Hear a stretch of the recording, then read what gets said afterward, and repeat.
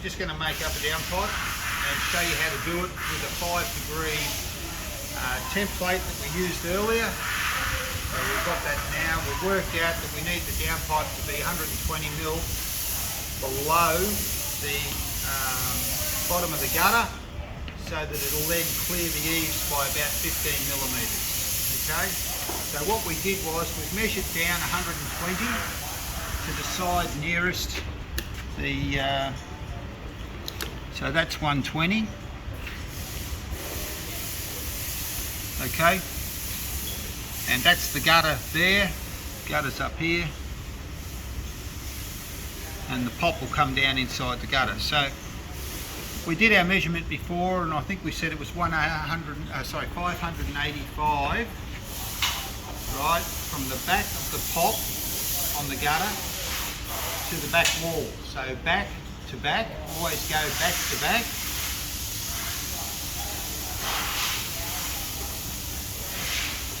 With your measurement.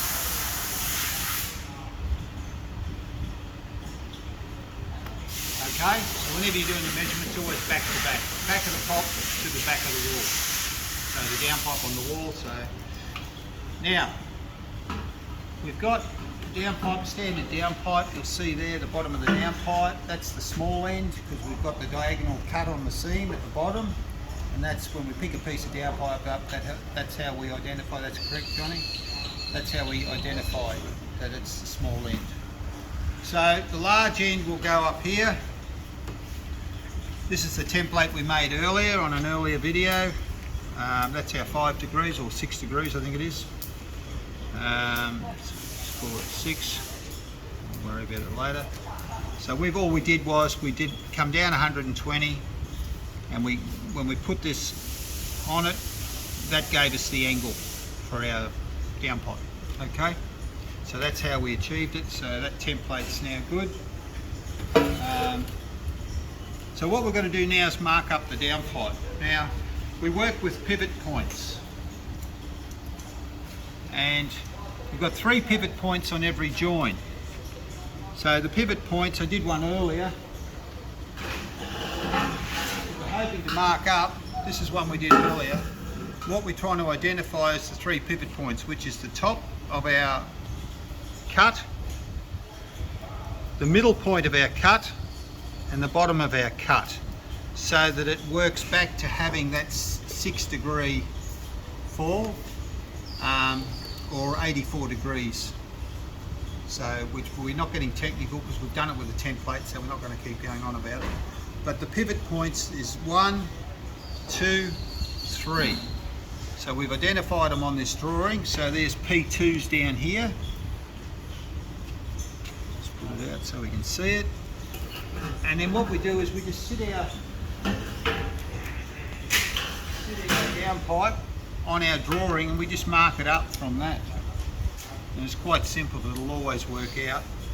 The key to this though is when you mark up your first angle, make it up, top rivet it off, then sit it on there, and then you do the second one. Don't try and do the 2 at the same time, because you only got to be out a little bit and it's buggered the whole thing.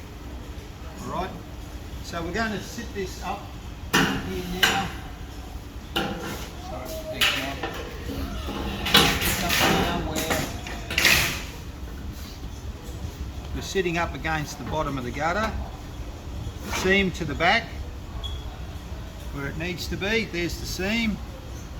So we need to mark pivot point 1, so we just mark that point there. Alright, so that's P1. We can even put on here P1. Then on the front, we don't want to put too big a mark here, but down the bottom there's that P2, so we just put a little mark there, because we're going to transfer that around a little bit later. And then you pick your downpipe up and you turn it around and you position P2 back where we marked it on that same point. So that's where the pivot point comes from. Look, we're pivoting off this centre point. Okay, when we've got that right, we just lean over and mark the other side of our downpipe there, and that's P3. Okay, all right, so now we just mark it up.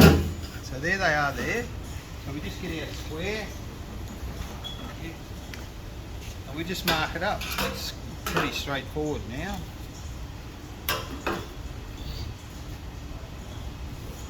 Straight across there like so. Straight across there like so. And we've got to add a lap. So let's call that our lap, where the water falls down. And now we need to find that other pivot point, which is there. So we transfer that pivot point around to the back of the gutter. We don't want to mark the front of the gutter. And you transfer that to 3 sides.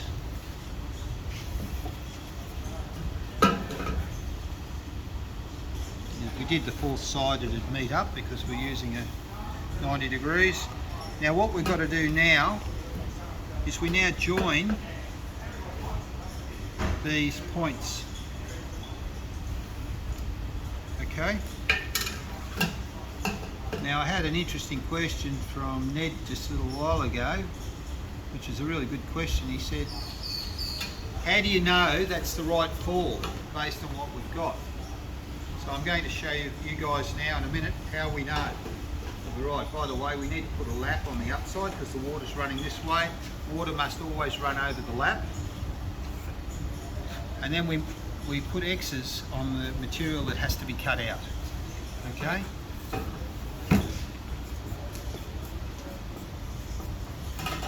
And over the other side here, just finish marking them off.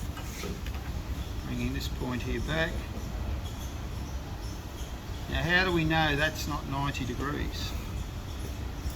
I can tell you how we know because we use the pivot points, but you're just taking my word for it.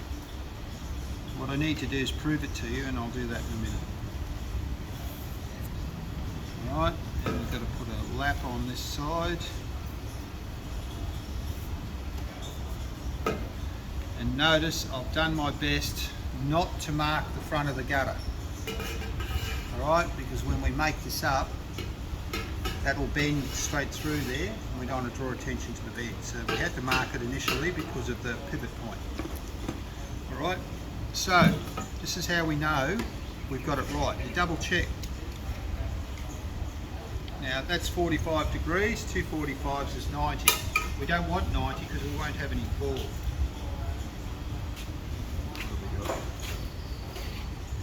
See how we're just out there like so. See how much wider it is on this end,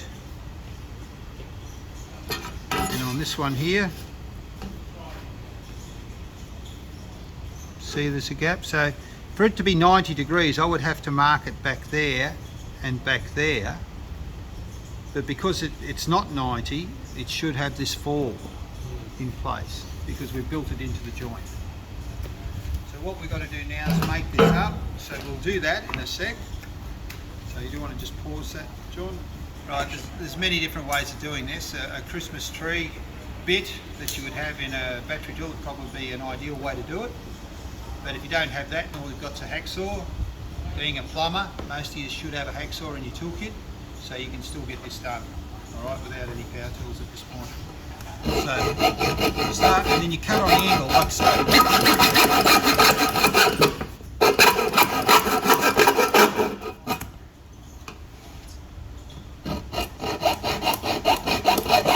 Notice I hold my finger on the blade, not on the teeth. Had a couple of boys here earlier doing a bit of a manicure on their fingers, on their nails. I wish they'd bloody bring their own bloody blades. They're wearing me blades out. So go down to there, back up to there, and you just pull it up. Make sure you've got your gloves on. Yes, as we've said before in the other videos, it's very important to be work safe orientated. So I'll just get the left and rights, take it down.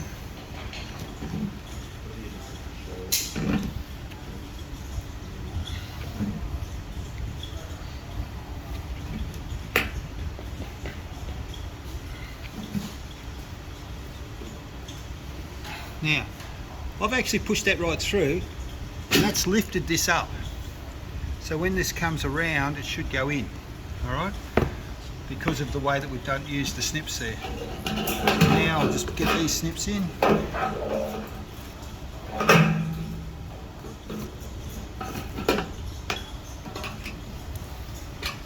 it up out of my way.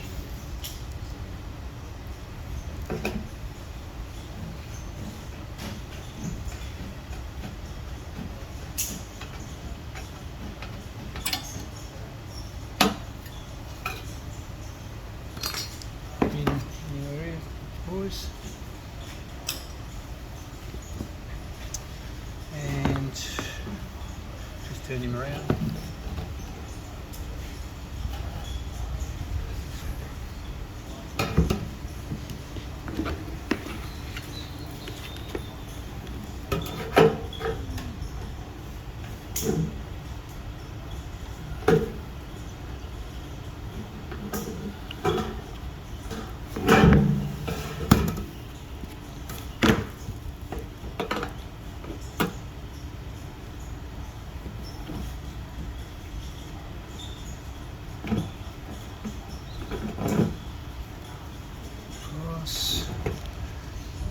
Embarrassing. I normally just use the snips to get this. I'm not as strong as I used to be. But there shouldn't be any excuses from you young blokes who are a lot stronger than me. 62 and rising, you know. So just make sure we don't take too much. Now, come back to the other side.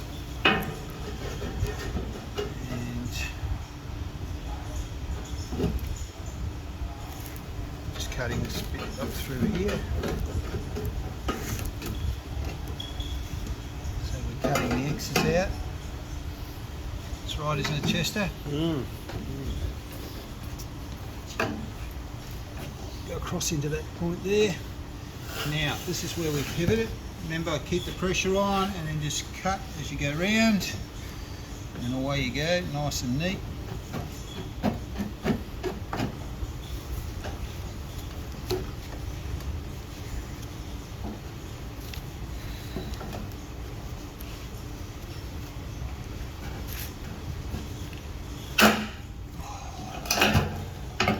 Good thing I ate my Wheaties this morning. After last night's game I was struggling. Poor old Queensland.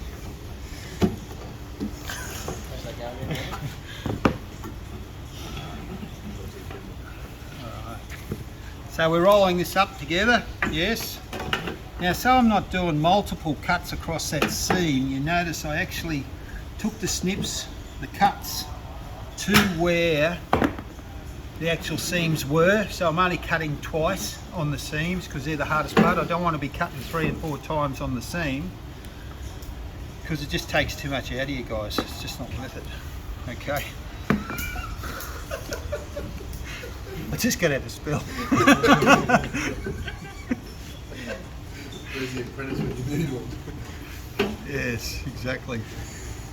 I've got 6 of them here and I don't know if any of them are bloody any good. And anyway, we'll see how they go. No, they're good. They're good. Alright, these snips are a little bit better. I'll just come back that way. Thanks, mate.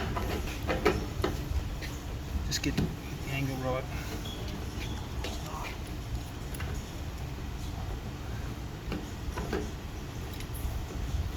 Probably easier if I just cut a bit of this rubbish off. So again, up here, keep the pressure on, turn.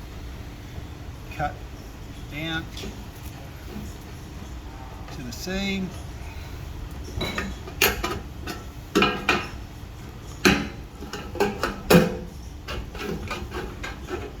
Get this rubbish out of the way.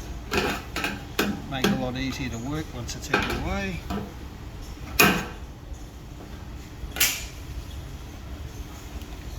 So, and we come down this way.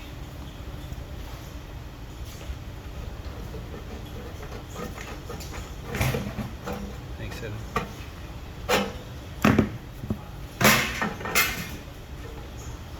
Chester, thanks, mate.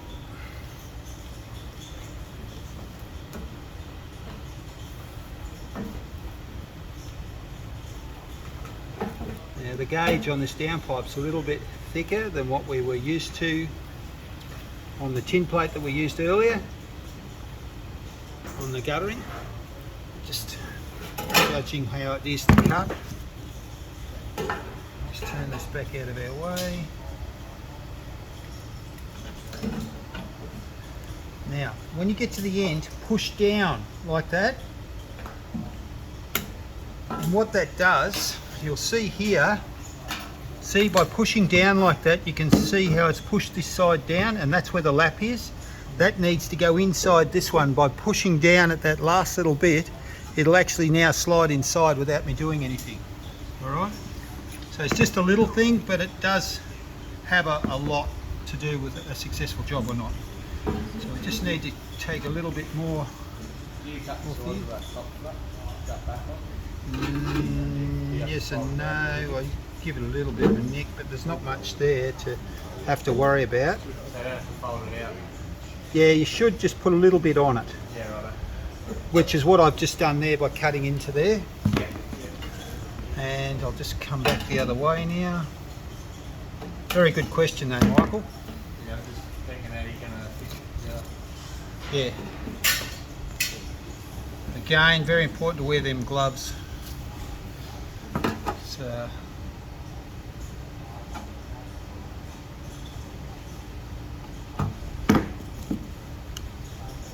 left and right, so you're always going backwards and forwards, left, right, but you get a really good job if you do that.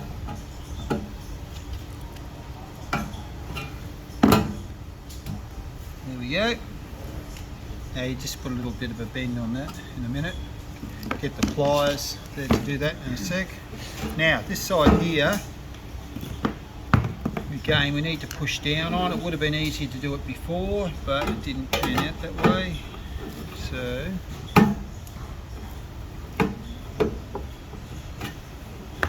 see how I've just given that a little push there as well, so they're not going to get caught.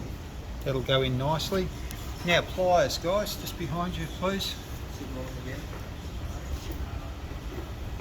Thank you. Now the reason you got that one, thank you. Just going to put a little bit of a crease in there. That crease is on the seam, so we can actually bend the lap. We just turn it a little bit. We don't turn it much. You're not going to get much on it.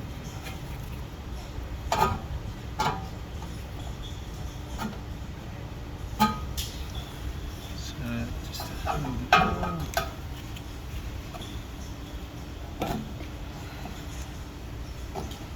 Okay, that's nearly about it. Now, because we don't have to, it's just going together just nicely. Just got to, might have turned that a little too much, but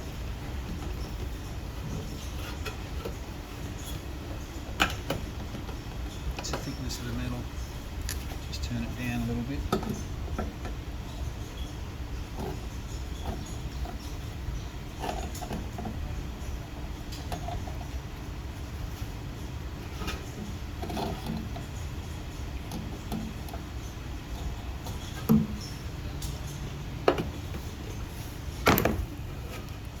There we have it, guys. Done. Just nice. See how it's not 90? Alright, so it's spinning around. Just move those tools for us, please, Jason, just for a sec.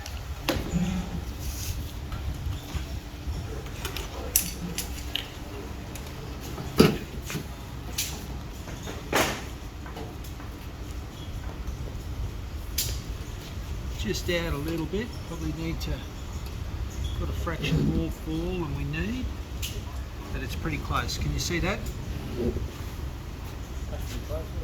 It is close. Very close. Probably just a fraction more fall than we actually need, but if you halve it, there you go. But that's why you don't do the second one first. Alright, you finish this one, you get 2 pop rivets in this, bang bang, same on the other side, finished. Done. Don't need to do anything else. Now the other thing to look at, because I've got that small lap, if you look inside the pipe, you can see down the bottom there how much of that lap's actually in the pipe. It's not very much, is it? But it's enough to make a big difference. All right, have a look at that, boys.